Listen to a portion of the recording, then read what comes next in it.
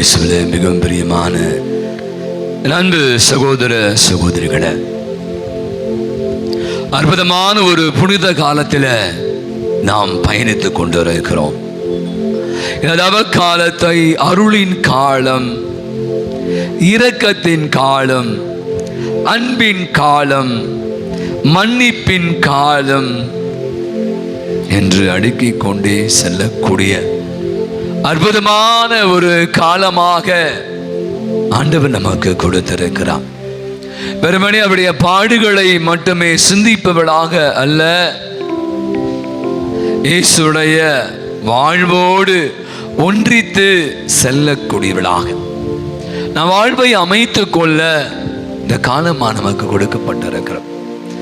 திருப்பால் ஆசிரியர் சொல்கிறான், கலைமான் நீரோடைய ஆர்வமாய் நாடுவது போல ஆண்டவரே என் உள்ளம் உம்மை நோக்கி உமக்காக ஏங்கி தவிக்கிறது அப்படின்னு சொல்ற. நீங்களும் நானும் கூட இந்த ஆராதனையில் கலந்து கொள்ள வந்திருக்கிறோம். அவருடைய தெய்வீக பிரசன்னம் இந்த நாட்களில் வெயிலுடைய கொடுமை உங்களுக்கு தெரியும். உச்சத்திலே இன்னும் போக போக அதிகமாக இருக்க போகுது என்று வானிலை அறிக்கை சொல்கிறார். அந்த எப்படி இந்த மான்கள் எல்லாம் தண்ணீரை கண்டபோது ஓடி போகிற போது அதற்காக ஏங்கி தவிப்பது போல நீங்களும் நானும் கூட ஆண்டவருடைய பாதத்தில் நீரோடையாகி அருவியாகி ஆண்டவருடைய இரக்கத்தை, மன்னிப்பை, அன்பை மொண்டு குடிக்க குறையாத அந்த நீர் ஊற்றிலே நம்மை நனைத்து கொள்ள ஆண்டவர் நமக்கு அழைப்பு கொடுக்கிறார். எனவே அருமையான இந்த ஆராதனையில ஆண்டவரோடு ஒன்றிணைவோம். நம்முடைய சிந்தனைகளை எல்லாம் ஒருமுகப்படுத்துவோம். வல்லமையின் தேவன், இரக்கத்தின் தேவன், மகிமையின் தேவன் ஏதோ இந்த நற்கருணையிலே நமக்காக எழுந்தருளி வந்திருக்கிறார். உங்களுக்காக, எனக்காக, நமக்காக பாடுகள் பட்ட தேவன், சிலுவை சுமந்த ஆண்டவர், கல்வாரி மலையிலே நமக்காக தன் உயிரை தந்த அன்புருவாகிய தெய்வம். இப்படியான ஒரு அற்புதமான ஒரு தெய்வத்தை நாம் நம் தந்தையாக, நம் ஆண்டவராக, நமக்கு எல்லாம் மாணவராக பெற்றிருக்கிறோம். நம் மகிழ்வு இழந்து நின்று இயேசு இறைவா, இயேசு இறைவா நான் உம்மை ஆராதிக்கிறேன் என்ற பாடலை பாடி கரங்களை தட்டி இந்த அருமையான வேளையில அவனுடைய தெய்வீக பிரசனத்தை உணர்ந்தவளாக அவரை போற்றி துதித்து மகிழ்வோம். கரங்களை தட்டி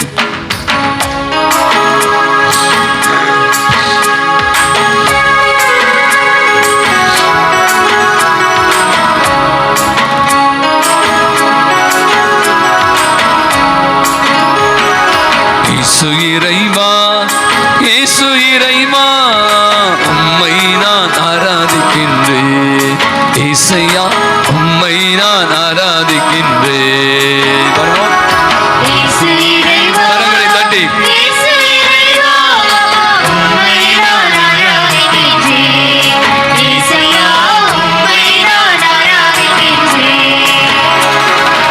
இறைவா, இறைவா உம்மை ஆராதிக்கின்றேன். இதயம் இனிதே உம்மை ஆராதிக்கின்றேன்.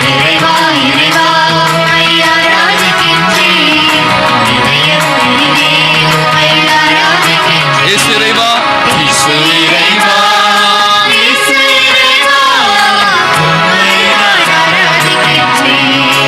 இசையா உம்மை நான் ஆராதிக்கின்றேன். ஆபிரகாமின் இறைவனே, ஈசாக்கின் தேவனே, யாக்கோபின் இறைவனே நான் உம்மை ஆராதிக்கிறேன் என்று நம்முடைய முன்னோர்கள் ஆண்டவர் எப்படி அவர் மீது கொண்ட நம்பிக்கையின் வழியாக அந்த மூதாதையரை எல்லாம் வழி நடத்திய அந்த தேவனை நீங்கள் நானுமாக இணைந்து ஆராதித்து போற்றுவோம். ஆபிரகாமின் இறைவனே ஆராதிக்கின்றேன். ஈசாக்கின் இறைவனே, ஆபிரகாமின் இறைவனே, ஈசா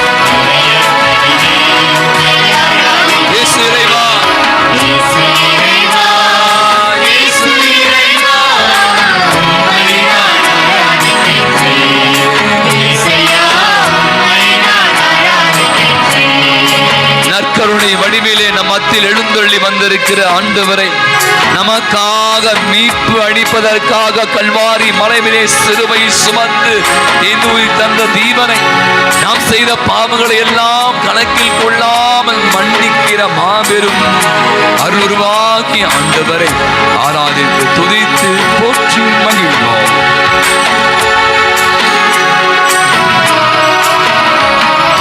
நற்கரை இறைவனே, மீட்பளிக்கும் இறைவனே, நற்கருணை இறைவனே, மீட்பளிக்கும் இறைவனே, மன்னிக்கும் இறைவனே,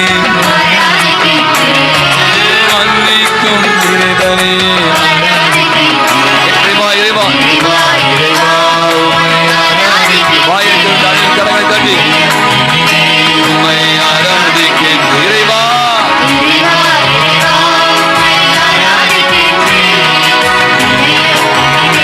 உம்மை ஆராதிக்கின்ற இறைவா, இயேசு இறைவா, இயேசு இறைவா, உம்மை ஆராதிக்கின்ற வாயை திறந்த அனைவருமே கரங்களை தட்டி ஆராதி இயேசு இறைவா. மீண்டுமாக இயேசு இறைவா கூப்பிடுங்க.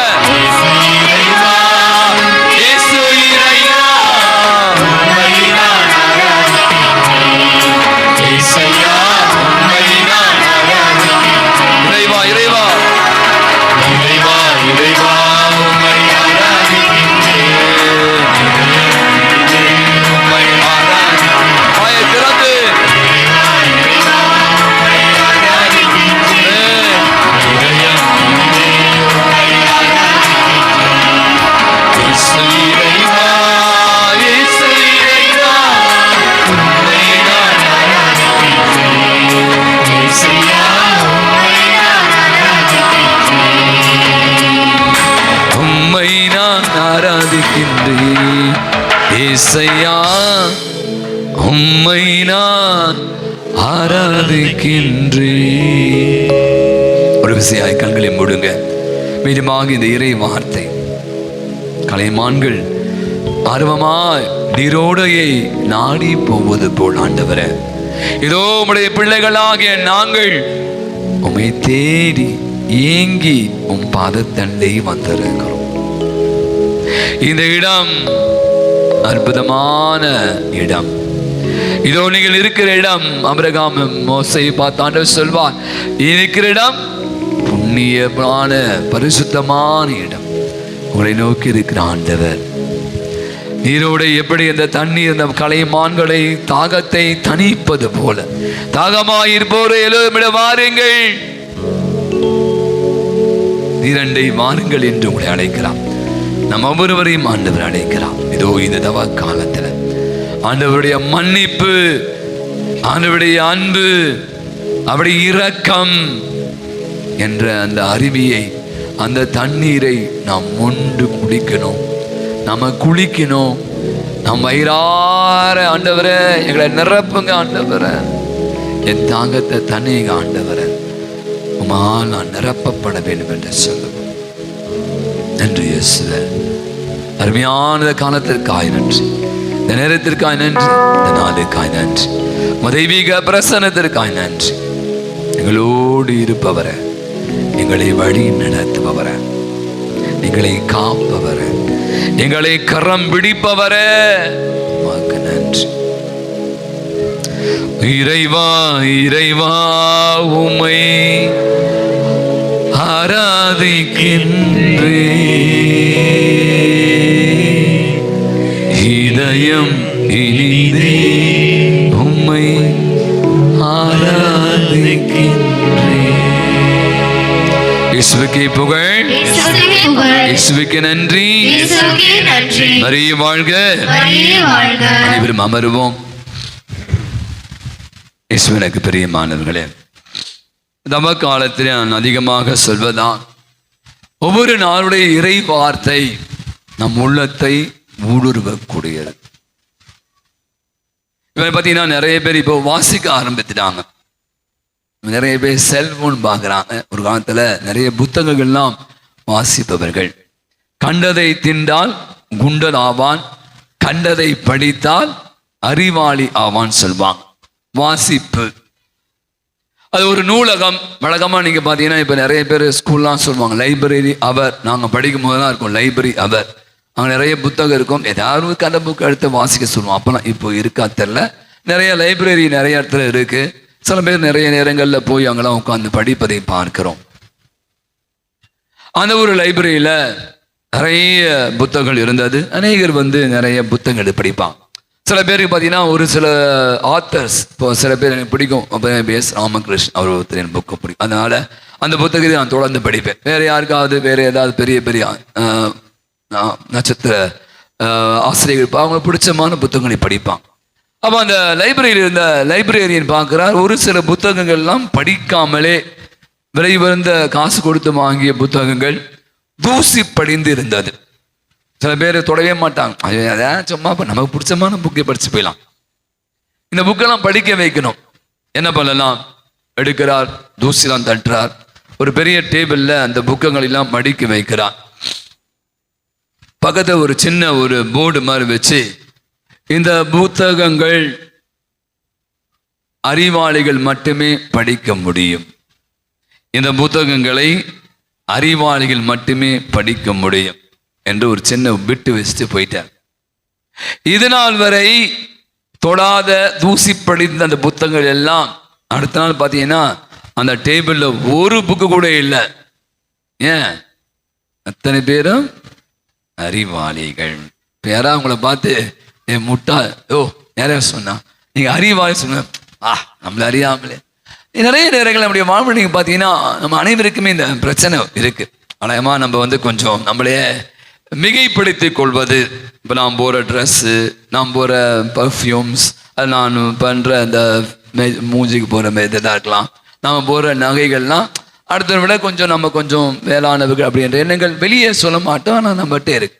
இப்போ இன்னைக்கு ரொம்ப அழகான ஒரு இறை வார்த்தையை தான் நம்ம இன்னைக்கு நற்செய்தியில் அந்த பரிசேயர்கள் மறைநூல்கள்லாம் என்ன பண்ணாங்க, ஏன் அவங்களை ரொம்ப கடுமையாக சாடுவதை பார்க்கிறோம். மதங்கள் எதற்காக உருவாக்கப்பட்டது என்பதை முதல்ல நம்ம புரிஞ்சுக்கணும். எல்லா மதங்களும் வெறுமனே கிறிஸ்தவம் இல்லை, கத்தோலிக்கம் இல்லை, இந்து, முஸ்லீம்ஸ் எல்லாம் கன்ஃபியூஷன். உலகத்தில் நிறைய மதங்கள் இருக்கு, பௌத்தம் எல்லாம். அந்த மதங்கள் என்ன சொல்கிறது என்றால், நம்மை நன்னெறியில் நல்ல ஒரு பாதையில நம்ம வாழ்வுக்கு இட்டு செல்கிற பாதையில நாம் பயணிப்பதற்கான வழிவகைகளை நமக்கு கற்றுக் கொடுக்கிற எல்லா புனித நூல்களும் இதை பண்ணாதீங்க, அதை பண்ணாதீங்க, இதை பண்ணுங்க, இதை பண்ணுங்க, இதை பண்ணா இதெல்லாம் செய்யுங்க, இதெல்லாம் செய்ய வேண்டாம் என்பதை நமக்கு கற்றுக் கொடுக்கிறது. அப்போ நீங்கள் பார்த்தீங்கன்னா இன்னைக்கு ரொம்ப அழகான ஒரு விஷயம். யார் இந்த மறைநூல் அறிக திருச்சட்டெல்லாம் பரிசுகள்லாம் அந்த மக்களுக்கு மதத்தை பற்றி போதித்தவர்கள், திருச்சட்டத்தை கரைத்து குடித்தவர்கள். அப்ப அவங்க எப்படி இருக்கணும்? அந்த மக்களை நல்வழியில் நடத்தணும், நேரிய பாதையில இட்டு செல்லணும். ஆனா அதற்கு மாறாக இன்னைக்கு வசனம், அவர்கள் சொல்வதை போல செய்யாதீர்கள். அவங்க சொல்லு ஒன்னா இருக்கு, செயல் ஒன்னா இருக்கு. அவர்கள் அங்கங்களின் குஞ்சுகளை பெரிதாக்குகிறார்கள், சந்தை வெளிகள் என்று கொண்டு மற்றவர்கள் அவங்களை வணக்கம் செலுத்த வேண்டும் என்று விரும்புகிறார்கள். ஆலயத்தில் முக்கியமான விருந்துகள்ல முதன்மையான இடங்களை தேடுகிறார்கள்.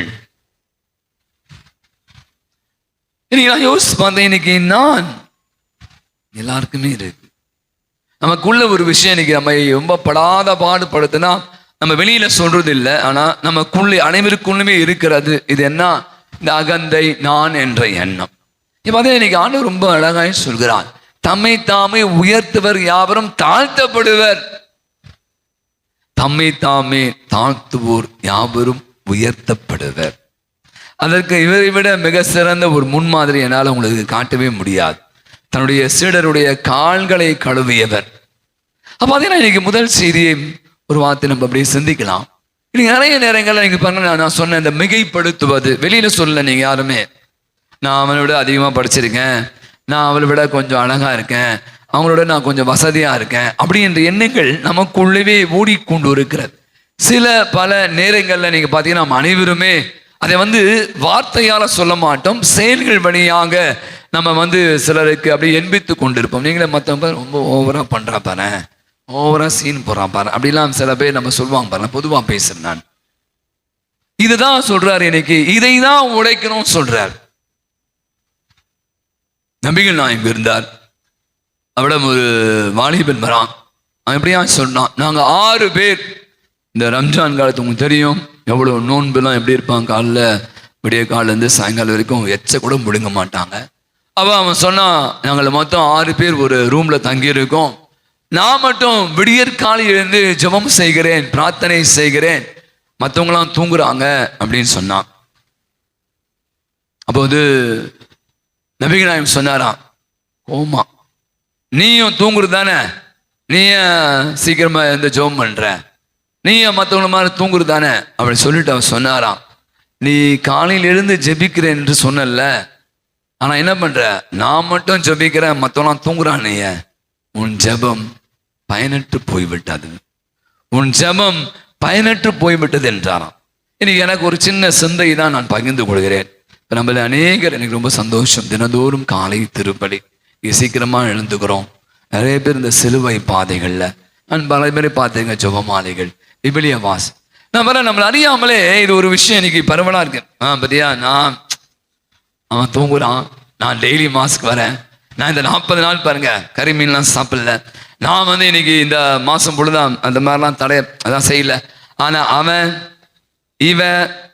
அவரு நான் சொல்லவில்லை, ஆனால் எனக்குள்ளே இது ஒரு பிம்பத்தை நான் கிரியேட் பண்ணிட்டேன். உள்ள அநேகருக்கு இருக்கு, நமக்குள்ள எல்லாருக்கும் இருக்கு. அப்ப இங்க ஆண்டவர் சொல்றா, இதுதான். அப்ப என்ன அர்த்தம், அப்ப இந்த நோன்பு, இந்த ஜெபம், அந்த நபிகள் நாயகம் சொன்ன பயனற்றது, முடிஞ்சிச்சு. நீ சொல்லல, அவனா சொல்லிட்டான் நான் சீக்கிரமா எழுந்துட்டேன் காலையிலன்னு. ஆனா இன்னைக்கு நாமல்ல அநேகர் வெளியில சொல்லல, ஆனா எனக்குள்ளே இருக்குதான் சொன்னேன். தம்மை தாமே உயர்த்துவோர் பரிசீகை தான் பண்ணாங்க, திருச்செட்டுவா தான் பண்ணாங்க, மறுநரை தான் பண்ணாங்க, வெளியே கொஞ்சம் காட்டிக்கிட்டாங்க, நம்ம காட்டுல ஆனா நமக்குள்ள இருக்கு. அப்ப இன்னைக்கு ஆண்டவர் நம்முடைய சமூகத்தில் இருக்கிறோம். நான் ஒவ்வொரு முறையும் சொல்வதுதான், இந்த சுயத்தை சுக்குனராக்க வேண்டும், இந்த சுயத்தை உடைக்கணும். அதுதான் தமக்காலம். என்னை வருத்தணும், நான் பழைய மாதிரி இருக்குது அர்த்தமே இல்லையே. இந்த ஜெபம், இந்த தபம், இந்த நோன்பு, இதெல்லாம் என்ன பண்ணும், என்ன உள்ள இருக்கிற ஆண்டவரே நான் ஒண்ணுமே இல்லை, நான் பாவி, நான் ஒன்றுமில்லாத ஆண்டவரே அப்படின்னு சொல்ல வைக்கணும். அப்படி நம்ம உணரவில்லை என்றால், அப்படியான ஒரு நிலைக்கு நாம் தள்ளப்படவில்லை என்றால், நான் சொன்னேன்ல, இன்னும் நான் வெளியே காட்டிக்கல, ஆனா எனக்குள்ளே ஒரு பிம்பத்தை வெளியில தெரியல.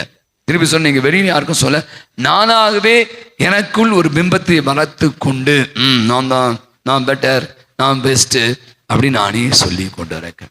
இந்த நாளில அருமையான அவருடைய சமூகத்தில் இருக்கிறோம். இன்னைக்கு முதல் மாசம் கூட ரொம்ப அழகா நன்மை செய்ய கற்றுக்கொள்ளுங்கள். அவர் ரொம்ப அழகா நன்மை நான் சொல்லுவேன், இன்னைக்கு தீமை செய்யறீ இல்லையோ, எப்பெல்லாம் நீ நன்மை செய்யலையோ அப்ப நீ வேஸ்ட் ஆயிட்ட. என்னுடைய பார்வை, நான் அடுத்த தீமை விளைக்கவே இல்லை, யாரை பத்தி நான் தப்ப. ஆனா நன்மை செய்யும் இடத்துல நான் நன்மை செய்யலையே, ஏன் இறங்கி கொஞ்சம் உதவி பண்ண நான் குறைஞ்சிருவியா?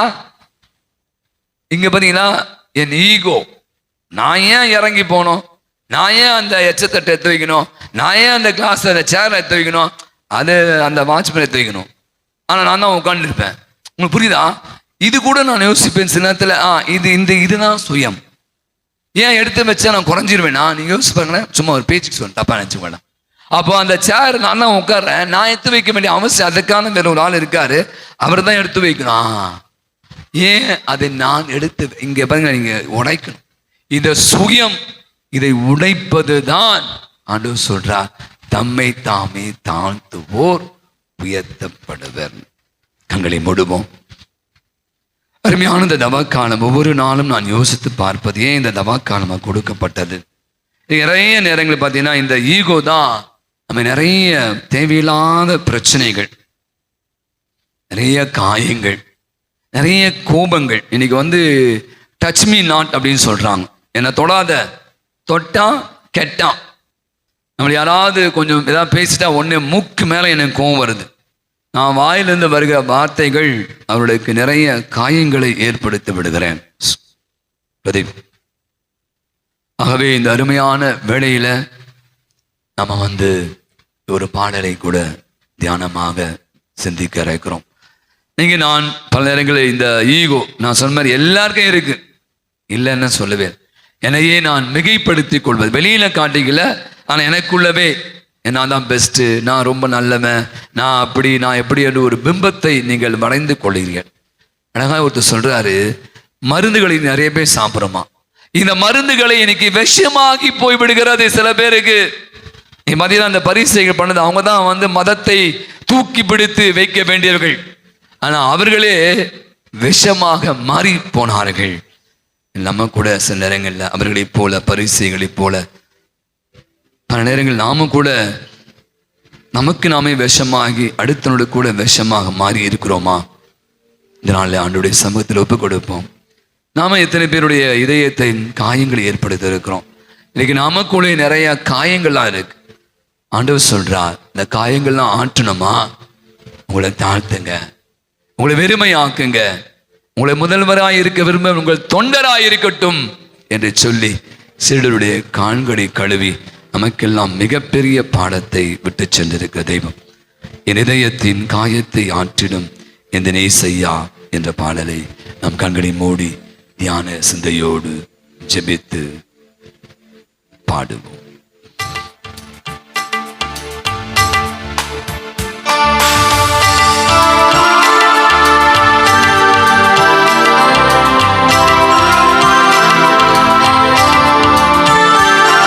என் இதயத்தின் காயத்தை ஆற்றிடும் எந்த நேசையா,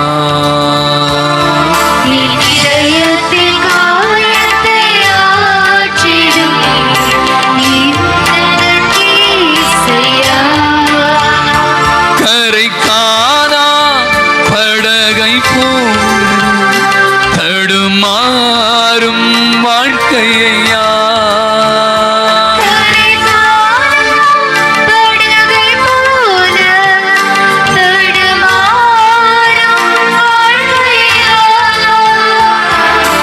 இதயத்தின் காயத்தை ஆற்றிடும் எந்த நேசையா,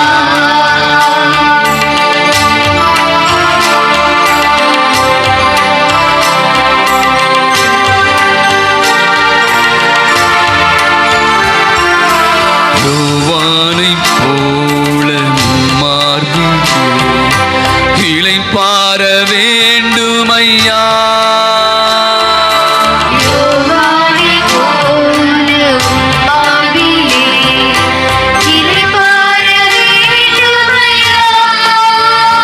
கரை காணா படகை போல தடுமாறும் வாழ்க்கையா,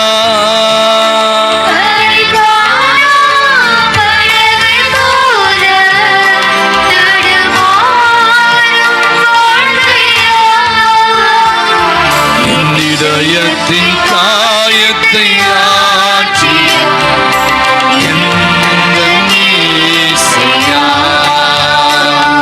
என் இதயத்தின் காயத்தை ஆற்றிடும் எந்த நேசையா,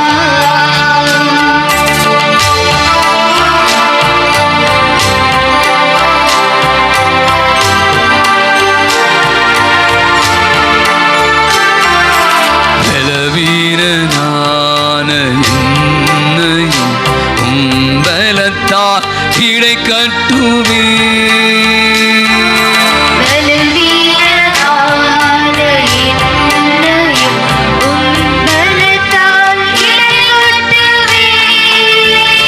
கரை காணா படகை போல தடுமாறும் வாழ்க்கையா,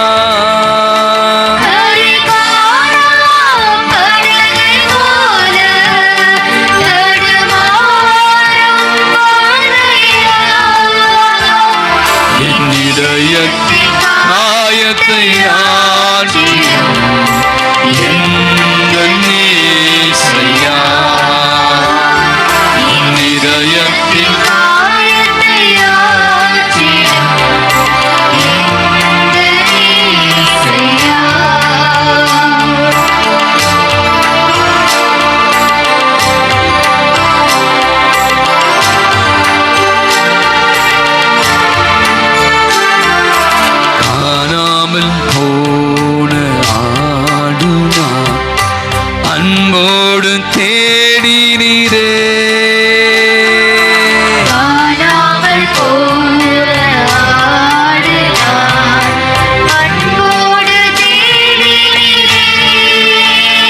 கரை காணா படகை போல அடுமாறும் வாழ்க்கையா.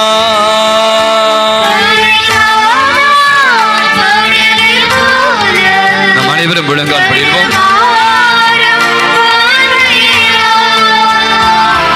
என் இதய காயத்தை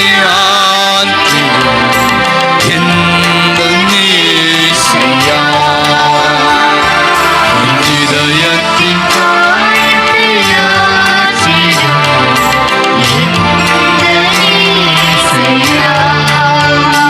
கரை காணா படகை போல தடுமாறும் வாழ்க்கையா. ஒப்பு கொடுப்போம். தவ காலத்துல மீண்டும் சொல்வதுதான் நமக்குள்ள மேற்கொள்கிற ஒரு பயணம். இதெல்லாம் என்னுடைய இருக்கிற குறைகள், மற்றவங்களுக்காகலாம் இல்லை. நான் மீண்டும் அடுத்தவங்களை பற்றி என்ன நினைக்கலாம் பேச பற்றி எனக்கு கவலையே இல்லை. எனக்கும் என் ஆண்டவருக்குமா இவையான என்னிடம் இருக்கிற கோபங்கள், இருமாப்புகள், வீராப்புகள், வரட்டு கர்வங்கள், நான் என்ற அகந்தைகள் தான் எனக்கு நிறைய பிரச்சனைகள், சண்டைகள், சச்சரவுகள், பிளவுகள், நிறைய உறவு விரிசல்கள், கோபங்கள், தாபங்கள் நிறைய நம்ம ஒப்பு கொடுப்போம்.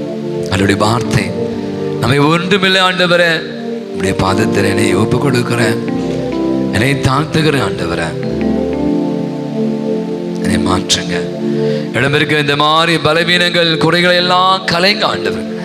40 நாட்கள்ல நான் செய்கிற சின்ன சின்ன தவ முயற்சிகள், என்னுள்ள இருக்கிற இப்படியான என்ன சிதறுகளை எல்லாம் தூக்கி எறின ஆண்டவர். என்னை சுக்குநீராக உடைங்க ஆண்டவர். என்னை புதிதாக மாத்துங்க ஆண்டவர். என்னை புதிதப்படுத்துங்க ஆண்டவர். என்னை சுத்திகரிங்க ஆண்டவர். மாணவிக கீதத்தை பாடுவோம்.